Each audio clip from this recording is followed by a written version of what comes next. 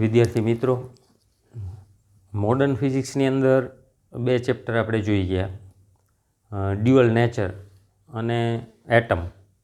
ત્યાર પછીનું ત્રીજું ચેપ્ટર છે ન્યુક્લિયસ.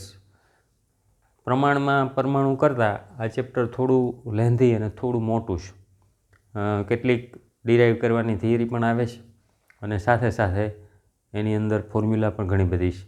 એક્ઝામ્પલ પરમાણુની કમ્પેરમાં થોડા ટફ કહી શકાય, પણ પૂરી પ્રેક્ટિસ કરો તો બહુ વાંધો આવે એવો નથી. તો આપણે એની અંદર આગળ વધી ચેપ્ટર 13 ન્યુક્લિયસ.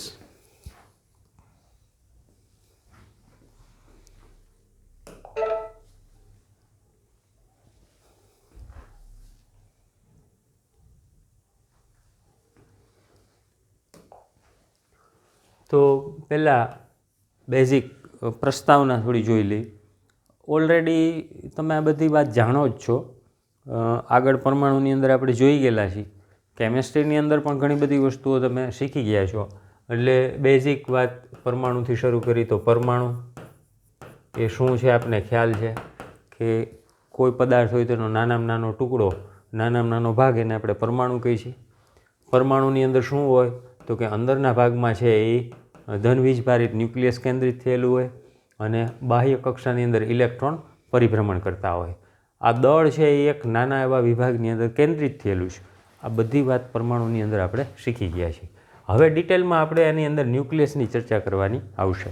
તો ન્યુક્લિયસ તો કમ્પેર કરો તો પરમાણુ અને ન્યુક્લિયસનું પ્રમાણ માપ એના કદ સ્વરૂપે લઈ તો પરમાણુ માટે જોઈ ગયા હતા લગભગ 10⁻⁻10 મીટરના ઓર્ડરમાં પરમાણુનું ત્રિજ્યા મળતી હતી, જ્યારે આ 10⁻14 મીટરના ઓર્ડરમાં મળે છે. તો લગભગ પરમાણુ કરતાં ન્યુક્લિયસ 10⁻⁴ ટાઈમ્સ મીટર, અથવા તો ગણું, અથવા જો પરમાણુ કયો તો ન્યુક્લિયસ કરતાં 10⁴ ગણું મળે. તો આ બધી બેઝિક વાત થઈ. આમાં બીજી નવી ચર્ચા નથી, એ આપને આગલી ખબર છે.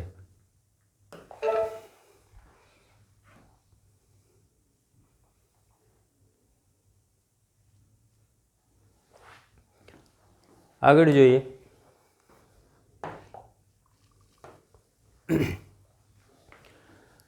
તો પરમાણુ દળ અને ન્યુક્લિયસનું બંધારણ. તો પહેલાં પરમાણુ દળની વાત. તો સામાન્ય રીતે પરમાણુ એ ખૂબ જ નાનું છે, આપણે ખ્યાલ છે.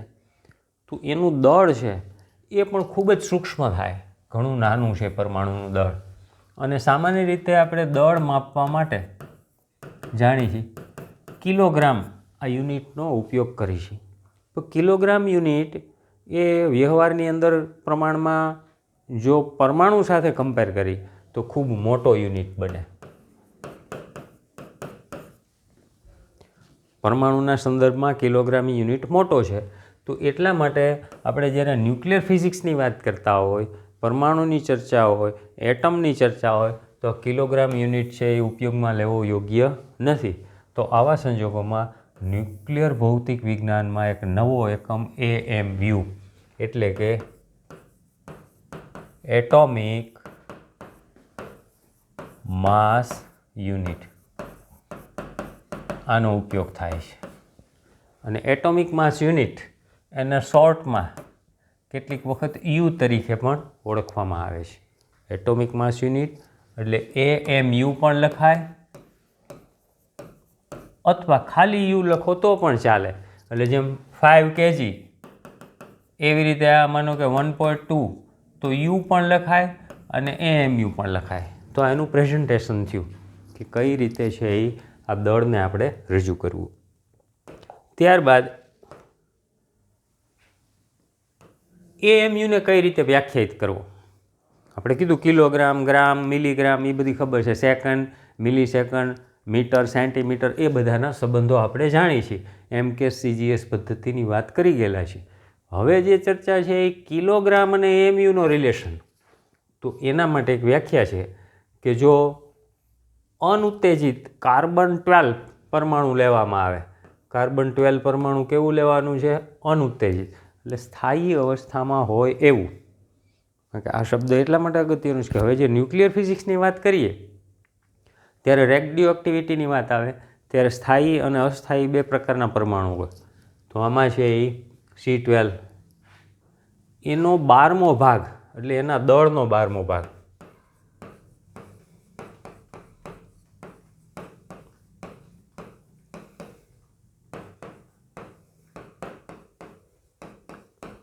તો કાર્બન પરમાણુના દળના 12મા ભાગને એક mu કહેવાય. અને જો આપણે રજૂ કરવું હોય તો 1U એનો રિલેશન અનુત્તેજિત કાર્બન પરમાણુનું દળ છેદમાં 12 અને લગભગ કાર્બન પરમાણુનું દળ છે એ જો કિલોગ્રામમાં લ્યો તો 1.9966 સમથિંગ આવી વેલ્યુ આવે છે. એક્ઝેક્ટ નથી ખ્યાલ પણ લગભગ એની આજુબાજુ 1.9966 અથવા તો 26 કે એવી કંઈક વેલ્યુ છે અને ડિવાઈડ બાય 12 તો આ કિંમત આપને આટલી મળે 0.166 10⁻⁻26 કિલોગ્રામ. તો આપને રિલેશન મળ્યો 1U = 1.66 10⁻⁻27 કિલોગ્રામ. એટલે હવે જ્યારે કોઈ પણ દળ આપને કિલોગ્રામમાં આપેલું હોય તો એને આપણે યુમાં કન્વર્ટ કરી શકીએ, યુમાં આપેલું હોય તો એને કિલોગ્રામમાં કન્વર્ટ કરી શકીએ. અને છેક સુધી આ ચેપ્ટર પૂરું થશે ત્યાં સુધી આ રિલેશનનો યુઝ આપણે વારે વારે એક્ઝામ્પલની અંદર આવશે. હવે એક બીજી વધારાની વાત કે સામાન્ય રીતે હાઇડ્રોજન પરમાણુ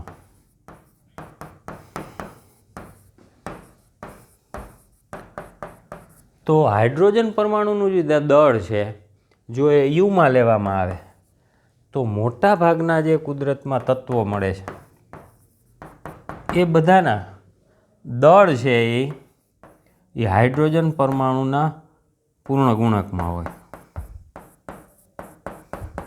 સામાન્ય રીતે એમાં અપવાદ ઘણા બધા આવી શકે પણ સામાન્ય રીતે કોઈ પણ તત્વ લેવા જાઓ તો એની અંદર શું બને તો કે એની અંદર છે એક હાઇડ્રોજન જેટલું દળ હોય, 2 હાઇડ્રોજન જેટલું, 3, 4, 5 તો આ એક પણ રિલેશન એની સાથે આપણે આપી શકીએ.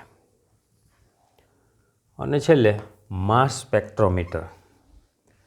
તો આપણે આ દળની વાત કરી ગયા કે ખૂબ જ દળ નાનું હોય છે, કિલોગ્રામમાં લેવામાં આવે છે, નાનો એકમ એનો AMU છે. તો આ દળ માપન કરવું હોય તો આવા પરમાણુ અથવા તો ન્યુક્લિયસ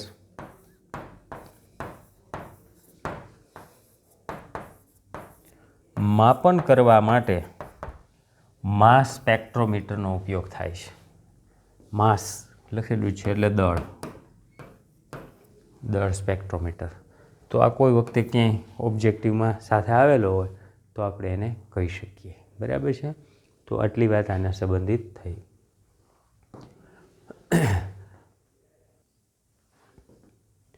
તો આગળ ઉપર જોઈએ આપણે માસ સ્પેક્ટ્રોમીટરની વાત થઈ.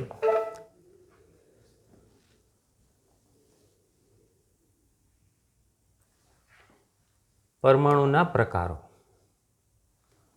તો આની થોડી બેઝિક માહિતી તમારી પાસે છે, તમે જાણો છો કેમેસ્ટ્રીની અંદર પણ આઇસોટોપ, આઇસોમર, આઇસોબાર આ બધી વાત આવી ગઈ. સમસ્થાનિકો એવો શબ્દ, તો એ પાછું ડિટેલમાં આપણે વ્યાખ્યા આગળ લઈ છીએ. તો પહેલાં આપણે એની એક સામાન્ય જે વાત છે એ આપણે જનરલ કરી દઈએ પછી બધી વ્યાખ્યાઓની ચર્ચા કરીશું. તો જે પરમાણુઓના ઝેડના મૂલ્યો સમાન હોય પણ એ અને એનના મૂલ્યો અસમાન હોય તો આવા બે તત્વોને એકબીજાના સમસ્થાનિક કહેવામાં આવે છે.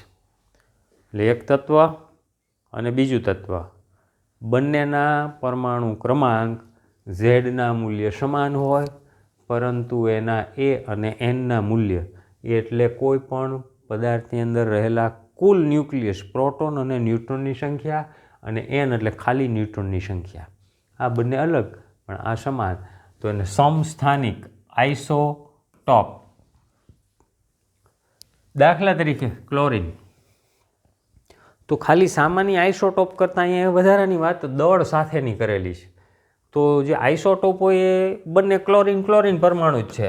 આ ક્લોરિન 1 કયો અને આ ક્લોરિન 2 કયો તો બંનેના પરમાણુ ક્રમાંક સમાન પણ એના દળ છે એ જુદા જુદા હોઈ શકે. તો અહીં આપણે આપેલા છે, એકનું દળ આટલું છે, બીજાનું દળ આટલું છે, તો બંનેના દળ કેવા થયા? અલગ અલગ. હવે આ બંને દળના કોઈ પરમાણુનું નમૂનો હોય પદાર્થનો, તો એની અંદર પ્રમાણમાં જુદું જુદું હોય. તો આ ક્લોરીન Cl1 એની અંદર અથવા તો આની અંદર આનું પ્રમાણમાં પાટલું છે, જ્યારે બીજો ક્લોરીન છે એની અંદર પ્રમાણમાં પાટલું છે. તો સરેરાશ ક્લોરીન તત્વનું અથવા પરમાણુનું દળ કેટલું એ માપન કરવું હોય તો આ એક નવી ફોર્મ્યુલા આપણી પાસે આવી. તો શું લેવાનું? તો કે આપેલ પરમાણુનું પ્રમાણ કેટલું છે એ લેવાનું, એને ગુણ્યા એનું દળ છે એ કેટલું લેવાનું, બીજા પરમાણુનું પ્રમાણ માપ અને એનું દળ, અને બંનેનો સરવાળો કરવાનો ભાગ્યા 100. તો આપણે આ ક્લોરીનનું સરેરાશ દળ આપશે. તો નાની એવી ફોર્મ્યુલા એક્ઝામ્પલમાં પણ ઉપયોગી થશે. હવે એવું બની શકે કે આના સમસ્થાનિક આ 2ની જગ્યાએ 3 હોય, તો ક્લોરીન 3 Cl2 Cl3 જો એક્ઝામ્પલ આવશે, ધ્યાન રાખજો બરાબર. તો એની અંદર પ્લસ હજી કરવાનું, એકનું પ્રમાણમાં ટકાવારીમાં આપેલું હોય અને બીજાનું દળ, બાકી આમનું આમ.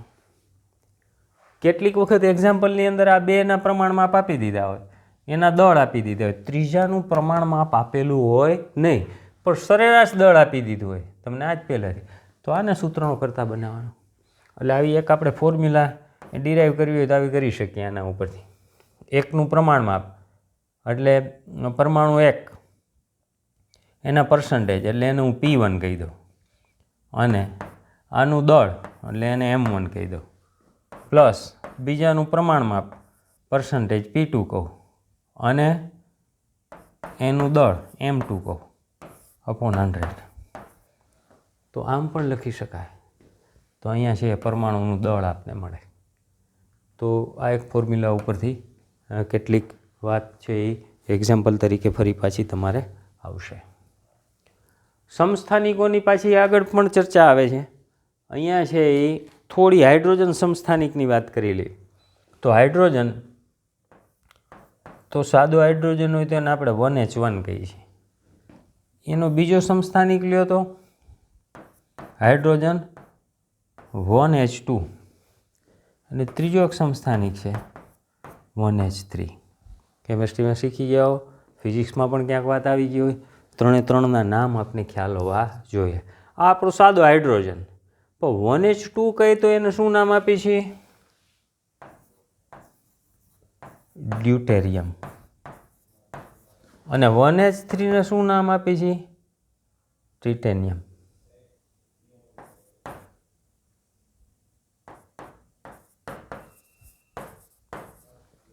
તો હાઇડ્રોજન, ડ્યુટેરિયમ અને ટ્રિટેનિયમ, તો આ 3 છે એ 3 એકબીજાના સમસ્થાનિક થયા. એવી રીતે ક્લોરીનની વાત કરી, કાર્બન તો એ એકબીજાના સમસ્થાનિક હોઈ શકે, C612, પછી C613 હોય, 14 હોય, 11 હોય.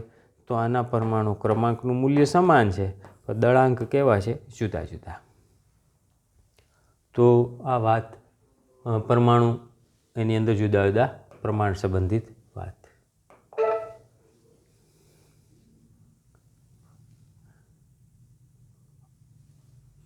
ફરી પાછું પરમાણુ સંબંધિત એક સામાન્ય માહિતી જે આપણે જાણીએ છીએ, પણ એ ફરી પાછી આપણે બધી ચર્ચાઓ રજૂ કરી છે. તો એમાં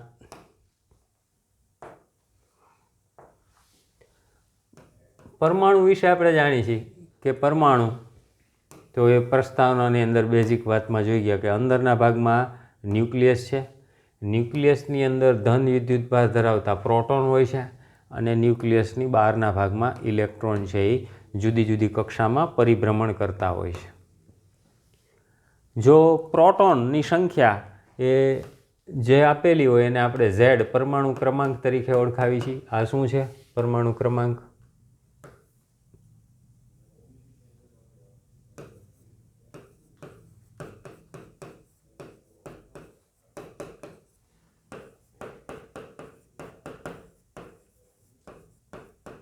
અથવા જો તટસ્થ પરમાણુ હોય તો ઇલેક્ટ્રોનની સંખ્યાએ કહી શકો, કારણ કે જેટલા પ્રોટોન અંદર હોય એટલા જ ઇલેક્ટ્રોન બહાર હોય. તો ન્યુક્લિયસની અંદર વીજભાર કેટલો હોય તો કે ZE જેટલો, પણ પ્લસ હોય. અને બહારના ભાગમાં ઇલેક્ટ્રોનને કારણે કેટલો હોય તો કે -ZE જેટલો હોય. અને આમ બંનેનો સરવાળો કરો તો શૂન્ય થાય. એટલે કે આ તટસ્થ પરમાણુ તરીકે લઈ શકાય. બીજી એક વાત આની સાથે કહી દઈ, ફરી પાછી ડિટેલમાં આગળ આવવાની છે આપણે, કે જો હલકા પરમાણુ હોય તો સામાન્ય રીતે પ્રોટોન અને ન્યુટ્રોનની સંખ્યા અંદર સમાન હોય. પછી જેમ જેમ ભારે તત્વ આવતા જાય એમ એની અંદર ન્યુટ્રોનની સંખ્યા વધતી જાય છે. એની વાત આપણે આગળ ડિટેલ કરશું. ન્યુટ્રોન તો આગળ ઉપર બેઝિક જ્યારે ચર્ચાઓ થઈ હતી આગલા લેસનની અંદર, પરમાણુની અંદર જુદા જુદા મોડેલ જોઈ ગયા આપણે. થોમ્સનનું પરમાણુ model, Rutherford model, Bohr model. તો એમાં આપણે આટલી માહિતી મળી હતી કે અંદરના ભાગમાં ધન વીજભાર હોય, બહારના ભાગમાં ઋણ વીજભાર હોય. આ સ્થિર હોય અને આજુબાજુમાં ઇલેક્ટ્રોન ગતિ કરતા હોય. હવે અંદરના ભાગમાં ધન વીજભાર ઉપરાંત એક વધારાનો કણ રહેલો છે, અને એ તટસ્થ કણ છે. એને આપણે ન્યુટ્રોન તરીકે ઓળખાવી છીએ. અને આ ન્યુટ્રોન વિશેની માહિતી 1932ની અંદર જેમ્સ ચેડવિકે આપી. તો એણે એના માટેનું ખૂબ સરસ મજાના એક્સપેરિમેન્ટ અને સંશોધનો કરી અને ન્યુટ્રોનની શોધ કરી. તો ન્યુટ્રોન કેવું છે તો કે તટસ્થ કણ છે. કેવું છે? તટસ્થ કણ. અને ક્યાં આવેલું છે તો કે ન્યુક્લિયસમાં. તો અત્યાર સુધી આપણે પ્રોટોન અને ઇલેક્ટ્રોન બે જાણતા હતા. હવે ત્રીજો કણ આવ્યો, કોણ? ન્યુટ્રોન. તો ન્યુક્લિયર ફિઝિક્સની અંદર જ્યારે આપણે ચર્ચા કરતા હોય ત્યારે પ્રોટોન અને ન્યુટ્રોન, આ એક ધ્યાન રાખજો, કોઈ વખતે નામ આવે તો પ્રોટોન, ન્યુટ્રોન, આને સંયુક્ત રીતે ન્યુક્લિયોન કહેવાય. ખરેખર પ્રોટોન બોલી છીએ, ન્યુટ્રોન બોલી છીએ, પણ ન્યુક્લિયસની ચર્ચા છે તો એવે વખતે આપણે એને શું નામ આપી છીએ? ન્યુક્લિયોન. તો એ જનરલ નામ થઈ ગયું. પ્રોટોનને ન્યુક્લિયોન કહેવાય, ન્યુટ્રોનને પણ ન્યુક્લિયોન તરીકે ઓળખી શકાય. તો એણે એક્સપેરિમેન્ટ કર્યો. એમાં શું કર્યું તો કે બેરિયમ ન્યુક્લિયસ લીધું અને બેરિયમ ન્યુક્લિયસ ઉપર આલ્ફા કણનો મારો ચલાવ્યો, અથવા પ્રતાડિત કર્યા, એવો શબ્દ પણ ઉપયોગ કરતા હોય છે. તો આલ્ફા કણનો મારો બેરિયમ ન્યુક્લિયસ ઉપર કરવાથી એની અંદરથી તટસ્થ વિકિરણ ઉત્સર્જિત થયા. પહેલાં કહીએ તો સાદા અર્થમાં વિકિરણ ઉત્સર્જિત થયું. અને વિકિરણનો અભ્યાસ કર્યો તો એ કોઈ જાતનો વીજભાર ધરાવતો નહોતો. એટલે આપણે ખ્યાલ આવ્યું કે કેવું છે, આ તટસ્થ વિકિરણ તરીકે આપણે એનો ધ્યાનમાં લઈશું. ઉપરાંત હલકા ન્યુક્લિયસ કેટલાક લેવામાં આવ્યા. તો હલકા ન્યુક્લિયસ એટલે હિલિયમ, કાર્બન, નાઇટ્રોજન, આવા ન્યુક્લિયસ લીધા અને એના ઉપર તટસ્થ વિકિરણ એટલે જ્યાં ઉત્સર્જિત થયા હતા એનો મારો ચલાવ્યો. તો આ હલકા ન્યુક્લિયસમાંથી પ્રોટોન દૂર થાય છે. સમજો, આ બધા પોઈન્ટ લખેલા છે. આખી થિયરી યાદ રાખવા માટે ઘણી બધી આગળ માહિતીજનક આ વાત છે. સાથે આપણે થોડું સમજવા જેવી વાત છે, સમજતા જઈએ છીએ. અને માહિતી યાદ રાખવા માટે બધા મેં પોઈન્ટ આપેલા છે. એ પોઈન્ટ ઉપરથી તમારે ટેક્સ્ટ બુક વાંચતી જવાની સાથે અને લખતું જવાનું. પછી તમે પોઈન્ટ રિફર કરો એટલે આખી થિયરી તમે લખી શકો અને બધા પોઈન્ટ યાદ આવી જાય એના સંબંધિત. એટલે આ અગત્યનું છે. પણ ખાલી પોઈન્ટ ગોખી નાખશો તો વચ્ચેનું વર્ણન નહીં આવે. પોઈન્ટ રાખો, પછી એ એક પોઈન્ટ સંબંધિત શું લખવાનું છે, બીજા પોઈન્ટ સંબંધિત શું લખવાનું છે, એ ટેક્સ્ટ વાંચી અને સાથે સાથે એની નોટ્સ તૈયાર કરવાની. તો આવા એટલે પહેલાં વાત થયું કે આ બેરિયમ ન્યુક્લિયસની વાત. આખી વાત જોઈએ આપણે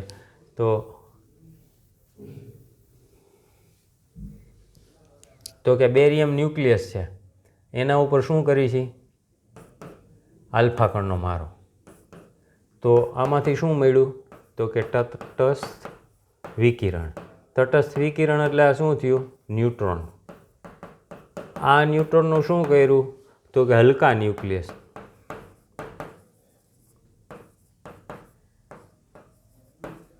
હલકા ન્યુક્લિયસ ઉપર મારો ચલાવ્યો. આલ્ફા કણનો કેની ઉપર છે તો કે બેરિયમ ઉપર. અને આ હલકા ન્યુક્લિયસમાંથી શું થયું તો કે એમાંથી પ્રોટોન દૂર થયો. તો આ એક આપણે નવી લાક્ષણિકતા મળી કે તટસ્થ વિકિરણ ઉત્પન્ન થાય છે જેને ન્યુટ્રોન કહે છે અને પ્રોટોન દૂર કરે છે. અને આ જે આપણી આની કેરેક્ટરિસ્ટિક છે એનો ખૂબ બધો ઉપયોગ છે. એ આપણે આગળ ઉપર જ્યારે ન્યુક્લિયર રિએક્શનની ચર્ચા કરશું ત્યારે યાદ રાખજો, આ ન્યુટ્રોનનો યુઝ કરશું. અત્યારે તો આટલું કંઈ છોડી દઈશું. આપણા માટે ખૂબ જ ઉપયોગી છે ન્યુટ્રોન, અને શા માટે એની વાત પણ આગળ કરશું. તો તટસ્થ વિકિરણ એ શેનું બનેલું છે? તો કે નવા તટસ્થ કણનું, એને ન્યુટ્રોન તરીકે ઓળખાવી છે. અને એનું દળ છે એ ન્યુટ્રોનનું દળ Mn = 1.00866 U 1.6749 10 - -27 કિલોગ્રામ. એટલે લગભગ ન્યુટ્રોનનું દળ એ પ્રોટોનના દળની નજીક છે. ઇલેક્ટ્રોનનું દળ એ પ્રમાણમાં ઘણું ઓછું છે, કારણ કે ત્યાં આપણે 10 - -31 લઈએ છીએ, અને પ્રોટોનમાં આ જ વેલ્યુ છે. અહીંયા થોડોક માઇનોર ફેર પડે છે, એટલે કેટલીક વખત પ્રોટોન અને ન્યુટ્રોનને આપણે સંયુક્ત રીતે પણ દર્શાવતા હોઈએ છીએ. આગળ લઈએ.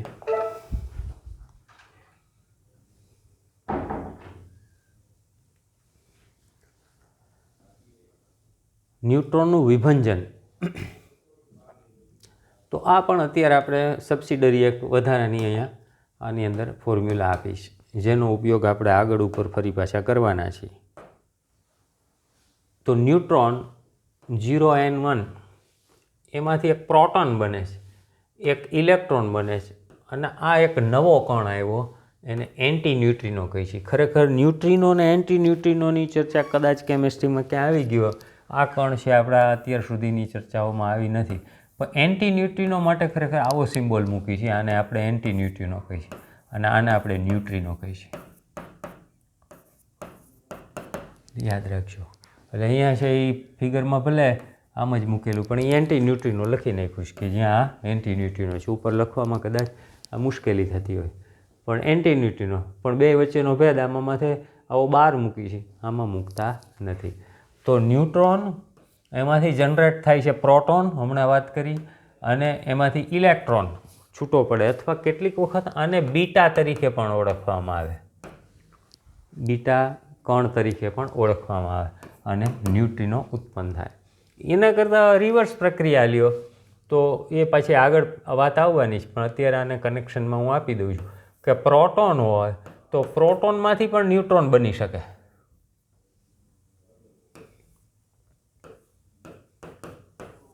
એમાંથી પણ બીટા પાર્ટિકલ બને, અને સાથે ન્યુટ્રિનો ઉત્પન્ન થાય.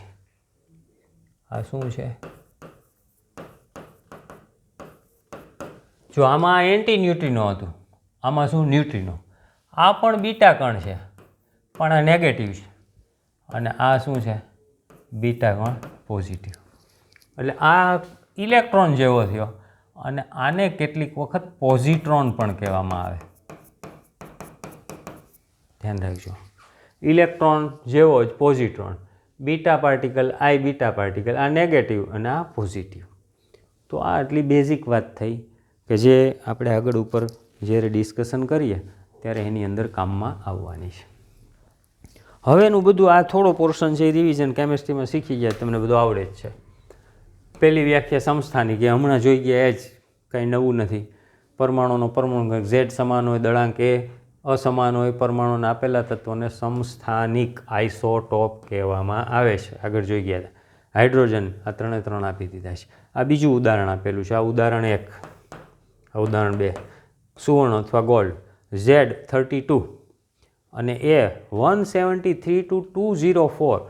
એનો અર્થ કે ઘણા બધા એવા પરમાણુ દળાંક ધરાવતા તત્વો છે. આનો અર્થ એમ થયો કે Z32 એ 173 પણ હોય, Z32 174 હોય. આ રીતે લેવા જાઓ તો 32 204. આ બધા પરમાણુ ક્રમાંક સમાન, એને આપણે ગોલ્ડ તરીકે ઓળખાવી છીએ. તો બધાના દળાંક આટલા બધા વેરી થાય છે, તો એનો અર્થ કે એના ઘણા બધા સમસ્થાનિકો પ્રાપ્ત થાય છે. તો આ વાત આપણી રિપીટ હતી.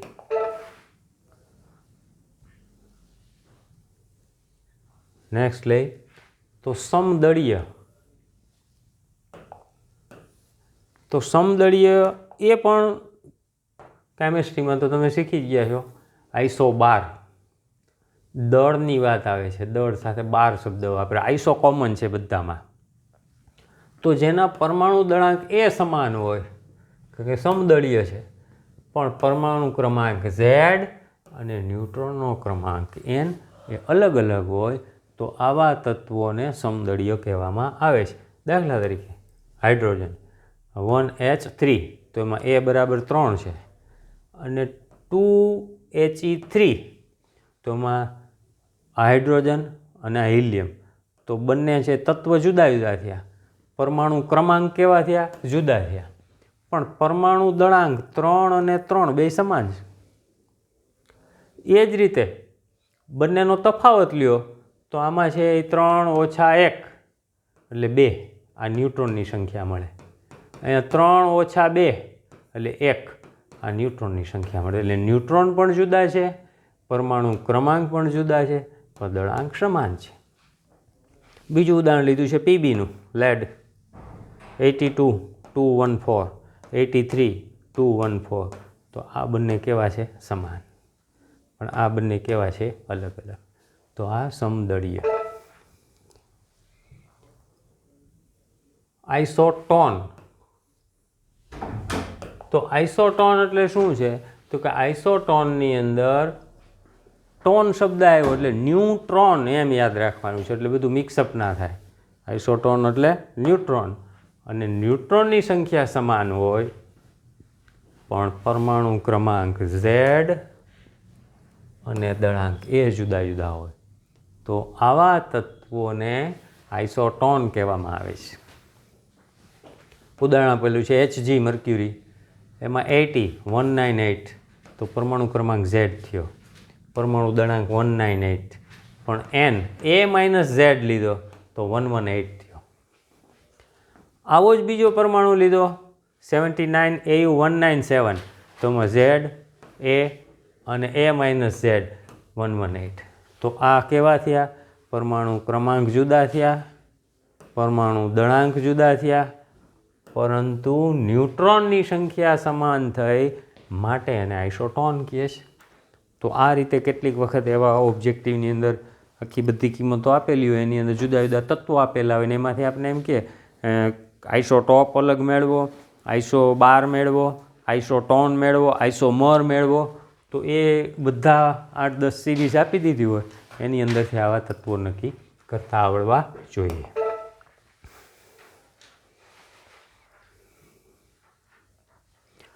ત્યાર પછી આઇસોમર.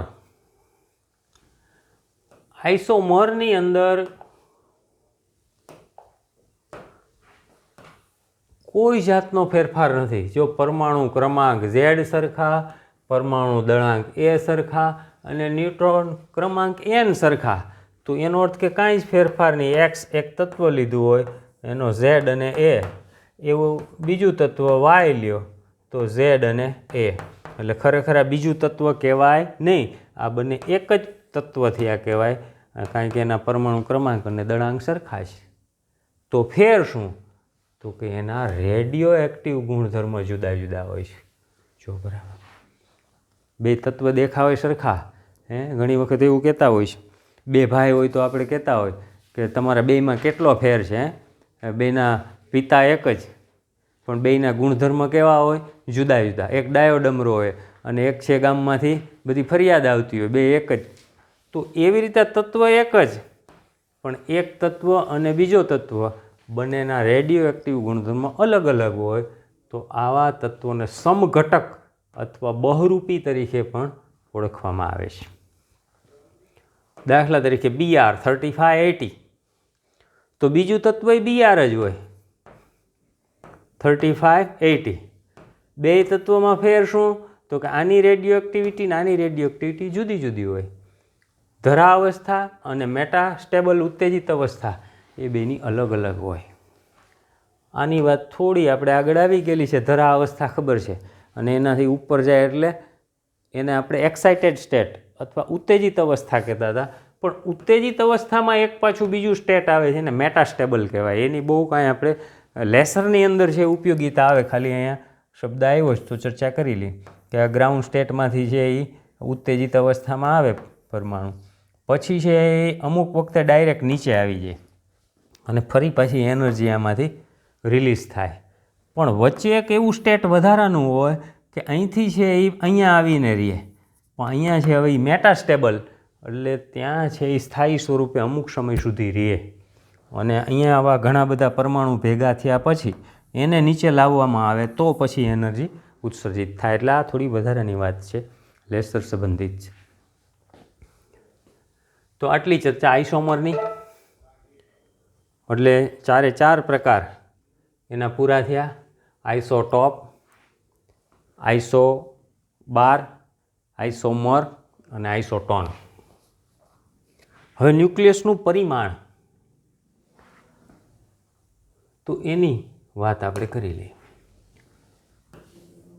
તો થોડી ચર્ચા આપણે ન્યુક્લિયસના પરિમાણની શરૂઆતની અંદર જ્યારે પરમાણુની અને ન્યુક્લિયસની કમ્પેરિઝન કરી ત્યારે ડિસ્કશન કરી ગયા હતા, એ વાત ફરી છે અહીંયા આવે છે. તો આ વાત આપણે આગળ શીખી ગયેલા છીએ. ગાયગર, રધરફોર્ડ, માર્સન આ બધા નામથી પરિચિત છે કે જેણે આલ્ફા કણના પ્રયોગ કર્યા અને એમાં કેણો સૂચવું હતું તો કે સૂચન કર્યું હતું રધરફોર્ડે. પ્રેક્ટિકલ કોણે કર્યો તો કે ગાયગર ને માર્સન, એ એના વિદ્યાર્થી છે રધરફોર્ડના. અને એણે આલ્ફા કણ પ્રક્રિયાનો સોનાના વરખ ઉપરનો પ્રયોગ એ પરમાણુની અંદર આપણે શીખી ગયા છીએ. તો આ જે પ્રયોગ કર્યો એની અંદર એને આલ્ફા સ્કેટરિંગની અંદર એવું જોવા મળ્યું કે ખૂબ પાતળા સ્તરની અંદર છે જ્યારે આવું આપાત કરવામાં આવે ત્યારે એના અમુક એંગલ ઉપર છે કણ છે એ વધારે પડતા છે એ મળી જતા હતા. જેમ એંગલ વધતો જતો હતો એમ આલ્ફા કણને કારણે સ્કેટરિંગની સંખ્યા છે એ ઘટતી જતી હતી. આવું શીખી ગયા હતા.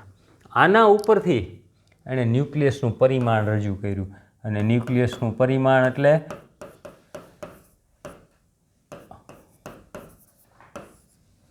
એની ત્રિજ્યા. ત્યાં જોઈ ગયા હતા 10⁻⁻10 ઓર્ડરમાં પરમાણુની હતી, ન્યુક્લિયસની -4ના સંદર્ભમાં જ. તો આ એનું પરિમાણ થયું કે જે આના કરતાં પણ ખૂબ ઓછી કિંમત ધરાવે છે. તો આ એના પરિમાણ સંબંધિત વાત થઈ.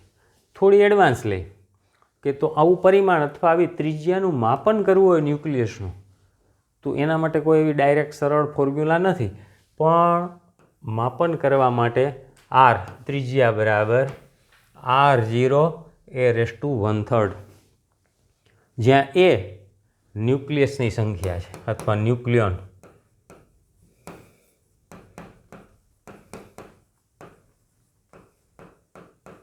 ન્યુક્લિયોન બોલી એટલે શું એનો મિનિંગ? પ્રોટોન અને ન્યુટ્રોન બંનેનો સરવાળો, અને આપણે ન્યુક્લિયોન તરીકે Z+N.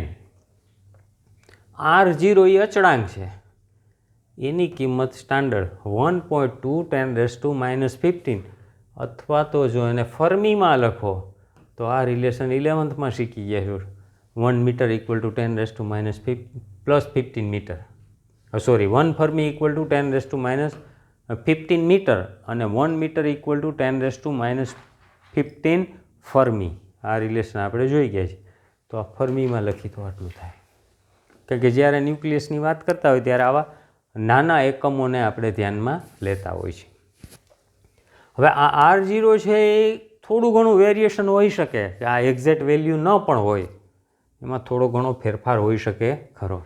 તો કેટલીક વખત આની કિંમત છે એ તમે જે એક્સપેરિમેન્ટ કરો છો એમાં કયા પ્રકારના પ્રકેરિત કણનો ઉપયોગ કરો છો. કેટલીક વખત છે આ R0ની વેલ્યુ ઇલેક્ટ્રોનની મદદથી મેળવી શકાય, કેટલીક વખત આલ્ફા કણના કારણે મેળવી શકાય.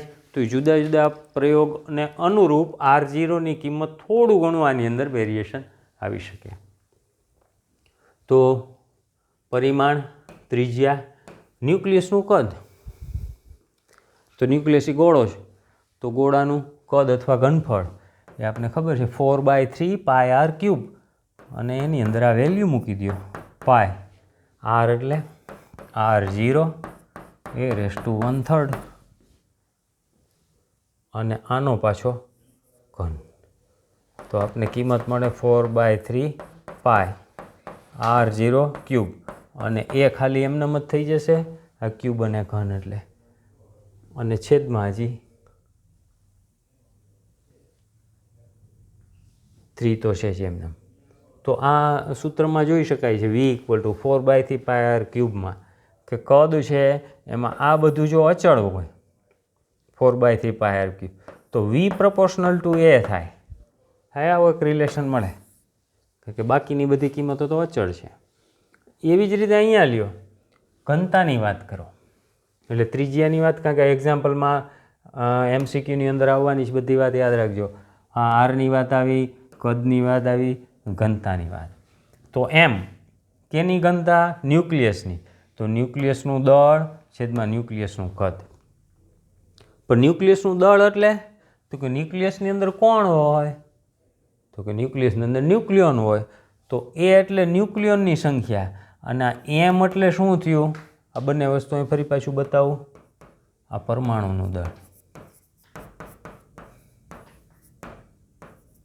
કેપિટલ M, સોરી,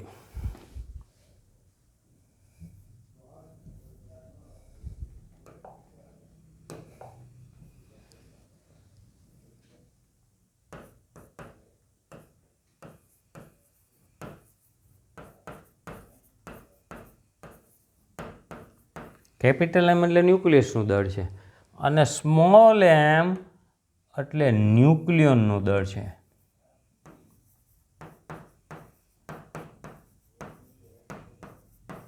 કેનું દળ છે? ન્યુક્લિયોનનું. અને એ છે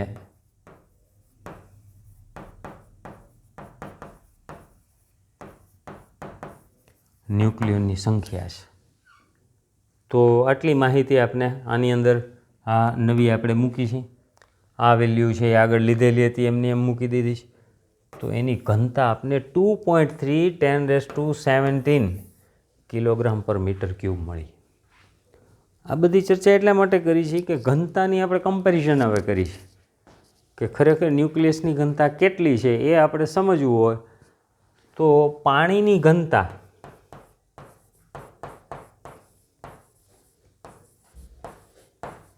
એ લગભગ 10⁻³ ઓર્ડરમાં હોય, કિલોગ્રામ પર મીટર ક્યુબ. હવે જુઓ પાણી એટલે આપણે જાણીતો પદાર્થ છે, આપણે ખ્યાલ છે કે પાણી કેટલું ઘનતા ધરાવતું, કેટલું ભારે છે. આ 10⁻³ કિંમત મળી છે અને 2.3 10⁻17. તો બંનેનો ગુણોત્તર લ્યો તો પાણી કરતાં ન્યુક્લિયસ 2.3 10⁻14 ગણું આટલું ભારે છે ન્યુક્લિયસ. કદ આટલું એકદમ નાનું, પણ દળમાં કેવું છે? ખૂબ બધા કણ નજીક નજીક છે, માટે ઘનતા આટલી બધી વધારે છે. તો આપણે એનો અંદાજ થોડો લગાવી શકીએ. અને એટલે જ કીધું તું પરમાણુ પોલો છે. યાદ હોય તો સ્કેટરિંગના પ્રયોગમાં પરમાણુ પોલો છે એવું કીધું હતું. ન્યુક્લિયસ એક નાના એવા વિભાગમાં છે ને આખો મોટો પરમાણુ છે. અને કલ્પના આપણે કરી તો એવું કેવું હોય તો એમ કહી શકાય આપણે આખો રૂમ, અને રૂમ છે એને પરમાણુ તરીકે કલ્પના કરો તો અંદર એક ટાંકણી ખાલી, એનું પોઈન્ટ લ્યો ટાંકણીનું, તો એ ન્યુક્લિયસ તરીકે કલ્પના કરો. તો આખા પરમાણુનું દળ ક્યાં કેન્દ્રિત થયું? એક ટાંકણી ઉપર થયું. ના, પરમાણુ એટલે આખો રૂમ થયો આપણો. એટલે તમે કલ્પના કરી શકો, કદાચ પરિમાણ ઉપરથી ખ્યાલ આવે નહીં. તો આટલી ચર્ચા.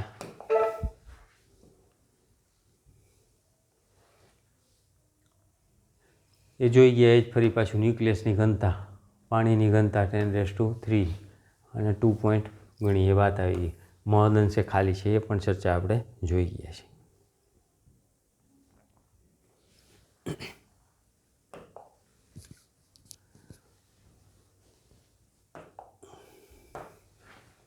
દળ ઉર્જા અને ન્યુક્લિયર બંધન ઉર્જા આખો નવો મુદ્દો આવે છે. એ ખૂબ જ ઉપયોગી છે. એક્ઝામ્પલ ઘણા બધા આના ઉપરના હવે આવવાના છે. આગળની વાત છે એ બધી હું માનું ત્યાં સુધી બરાબર સરળ છે, સમજી શકાય એવી છે. હવે બધી આ ચર્ચાઓ નવી આવે છે. દળ ઉર્જા અને ન્યુક્લિયર બંધન ઉર્જા.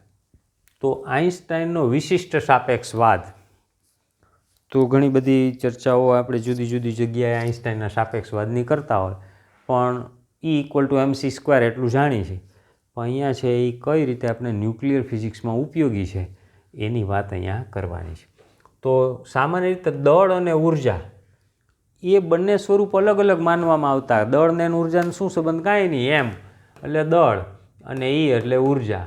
તો આ બે છે એ અલગ અલગ, દળની વાત દળની જગ્યાએ અને ઉર્જાની જગ્યાએ, અને બેને શું લાગે વળગે, આવું પહેલાં માનતા હતા.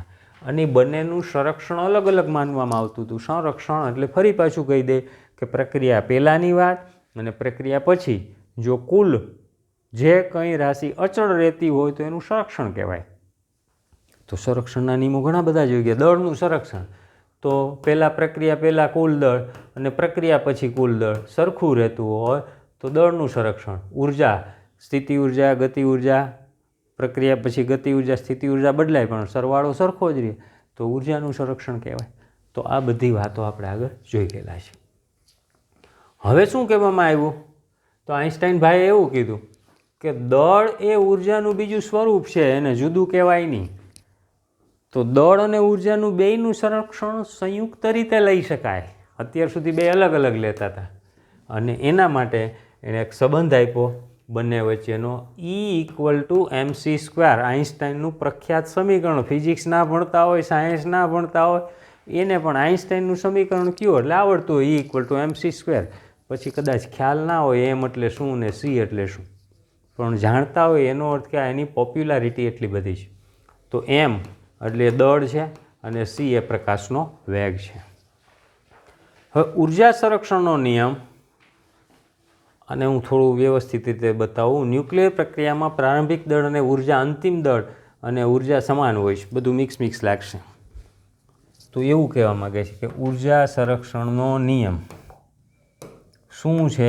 ઉર્જા સંરક્ષણનો નિયમ તો કે ન્યુક્લિયર પ્રક્રિયામાં પ્રારંભિક દળ અને ઉર્જા, આ ભેગું કરી દો આટલું.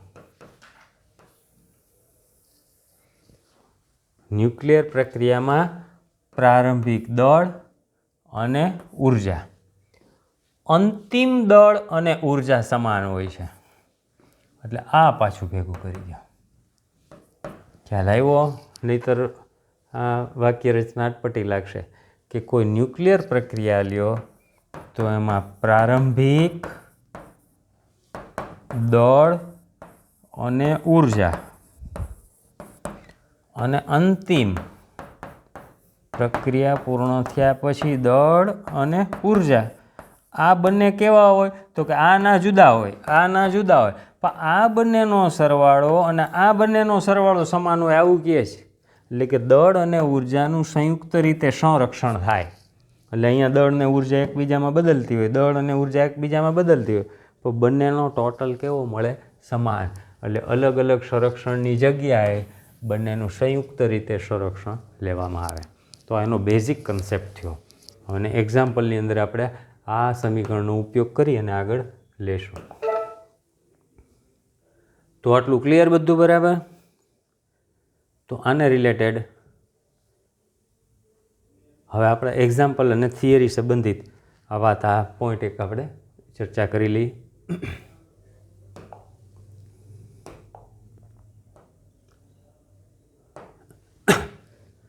ન્યુક્લિયર બંધન ઉર્જા, binding energy of the nucleus, એને આપણે ન્યુક્લિયર બાઇન્ડિંગ એનર્જી એવું નામ આપી છે.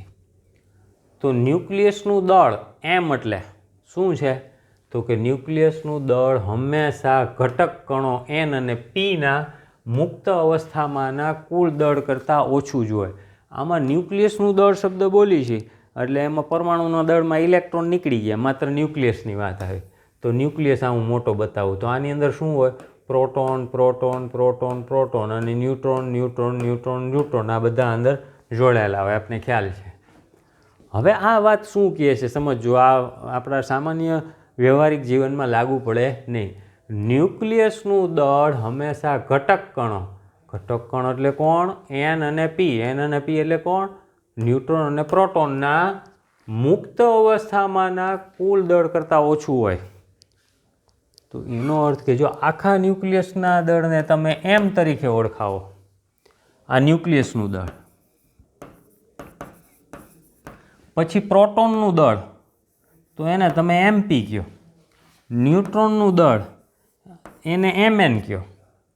તો પહેલાં આપણે સિમ્પલ એક્ઝામ્પલ લઈએ, એક પ્રોટોન ને એક ન્યુટ્રોન છે, તો મુક્ત અવસ્થામાં આ બે દળનો સરવાળો કરો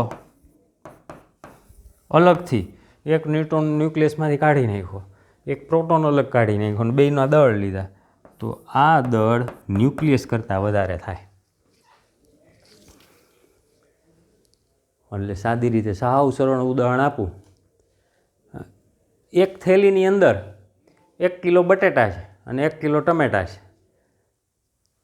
તો આખી થેલીનું કુલ દળ કેટલું થાય? તો કે 2 કિલો. એમાંથી અલગ કરો, બટેટા જુદા કરી નાખો, ટમેટા જુદા કરી નાખો અને એ બધાનું દળ માપો તો થેલીના દળ 2 કિલો કરતાં વધી જાય. તો આવું કંઈ સંભવિત નથી. ટમેટાનું અલગથી એક ટમેટાનું દળ બધાનો સરવાળો કરો, એક બટેટું બધાનો સરવાળો કરો, તો ખરેખર 2 કિલો થવું જોઈએ, એને બદલે મુક્ત અવસ્થામાં 2 કિલો કરતાં વધે. આ વાત ન્યુક્લિયસમાં સમજાવી છે કે ન્યુક્લિયસનું દળ એમ, પ્રોટોન અને ન્યુટ્રોનનું દળ મુક્ત અવસ્થામાં આમ, ન્યુક્લિયસના ઘટક કણોનું કુલ દળ અને ન્યુક્લિયસના દળના તફાવતને દળ ક્ષતિ કહે છે. એટલે જે ડિફરન્સ ઉત્પન્ન થયો એને આપણે દળ ક્ષતિ એવું નામ આપી છે. સૂત્ર તરીકે રજૂ કરીએ તો ડેલ્ટા એમ એટલે દળ ક્ષતિ. પ્રોટોનનું દળને એમપી કીધું હતું. આની અંદર કેટલા પ્રોટોન? તો કે એનો જે પરમાણુ ક્રમાંક હોય એટલો, એટલે ઝેડ એમપી લીધા. પછી ન્યુટ્રોનનું દળ, તો કેટલા ન્યુટ્રોન? તો કે એ માઇનસ ઝેડ, એટલે કેટલીક વખત એન પણ લખેલું હોય, તો ન્યુટ્રોનનું દળ. આ બંનેનો સરવાળો કરતો તો હમણાં કીધું એ રીતે આ વધારે કિંમત હોય અને એમાંથી એમ એટલે ન્યુક્લિયસનું દળ બાદ કરો તો કંઈક થોડોક વધારો આપને પ્રાપ્ત થાય અને આ ફેરફાર છે ડેલ્ટા એમ તરીકે ઓળખી શકાય. હવે એનું ઉર્જામાં કઈ રીતે ફેરફાર થાય? તો આગળ જોઈએ આઈન્સ્ટાઈનનું સમીકરણ કે તો દળ ઉર્જાની સમતુલ્યતા પરથી દળ ક્ષતિ ડેલ્ટા એમ ને સમતુલ્ય ઉર્જા E = mc² લીધું હતું, તો E = ડેલ્ટા mc². આ સી એ સ્મોલ સી છે, વેલોસિટી માટે આપણે પ્રકાશ માટે નાનો સી લઈ છીએ, ધ્યાન રાખજો.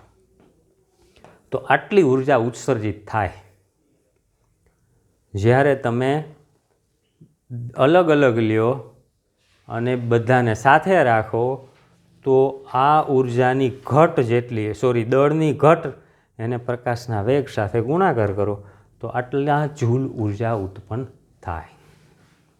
તો ક્લિયર થયું બરાબર? તો આ નાનો એવી ફોર્મ્યુલા ઉપરથી ઢગલાબંધ એક્ઝામ્પલ આવશે.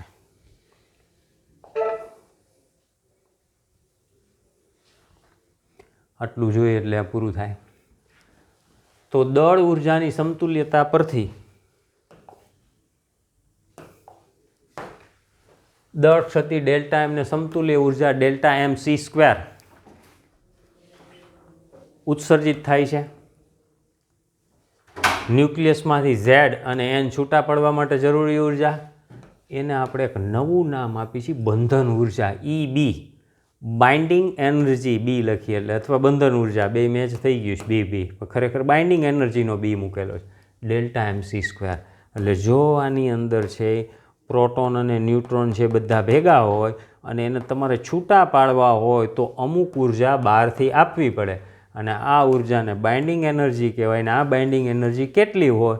તો કે મુક્ત અવસ્થામાં બધા કણનો દળ એનો સરવાળો અને ન્યુક્લિયસનો સરવાળો બેની બાદબાકી કરો તો એટલી ઉર્જા, એટલો દળનો તફાવત મળે, એના ઉપરથી બાઇન્ડિંગ એનર્જી મળે. અને છેલ્લે EB ઉપરથી આ આખા ન્યુક્લિયસની બાઇન્ડિંગ એનર્જી થઈ, પણ એક ન્યુક્લિયન એટલે કે એક પ્રોટોન છૂટો કરવો છે, એક ન્યુટ્રોન છૂટો કરવો છે, આખા ન્યુક્લિયસને વીખી નાખવાની વાત થઈ EB એટલે. પણ એક ન્યુટ્રોન કે પ્રોટોનને જો છૂટા પાડવા હોય તો ન્યુક્લિયોન દીઠ બંધન ઉર્જા, અને એ લગભગ સરેરાશ શબ્દ પણ વાપરી શકાય, અહીંયા વધારામાં શબ્દ ઉમેરી શકાય, કારણ કે માઇનોર એક પ્રોટોન ન્યુટ્રોનની અંદર થોડો ફેરફાર હોય તો ન્યુક્લિયોન દીઠ સરેરાશ બંધન ઉર્જા કેટલી, તો કે EBN ઇક્વલ ટુ EB/A, એટલે કુલ ઉર્જાને ન્યુક્લિયોનની સંખ્યા વડે ભાગો તો આપણે EBN બંધન ઉર્જા મળે. આમ જો EBN અથવા EBનું મૂલ્ય વધારે હોય, જેમ આ ઉર્જા વધારે એમ એની સ્થાયીતા વધારે, તો એ વધારે જકડાયેલા હોય જોરદાર એકબીજા સાથે, તો એને છૂટા કરવા માટે જો વધારે ઉર્જા આપવી પડે તો એનો અર્થ કે એ વધારે સ્થાયી છે. આમ બંધન ઉર્જા એ સ્થાયીપણાનું માપ છે. એટલે આપણે આપેલું હોય કે એકની બંધન ઉર્જા EB1 છે, બીજાની EB2 છે, EB1 is less than EB2, તો એનો અર્થ કે આ ઓછું સ્થાયી છે, આ કેવું છે, વધારે સ્થાયી ન્યુક્લિયસ છે. તો આટલી વાત આની અંદર આપણે રાખી છે. આજે આગળ ઉપર નેક્સ્ટ લેક્ચરમાં બીજા થિયરીના ઘણા બધા પોઈન્ટ છે એની ડિસ્કશન કરશું. થિયરી બધા બરાબર તૈયાર કરજો, પહેલાં વિડીયો લેક્ચર જોઈ, સાથે નોટબુક રાખી, ટેક્સ્ટ બુક રાખી અને બરાબર સ્ટડી કરજો. તો ઓકે, સારું, આવજો.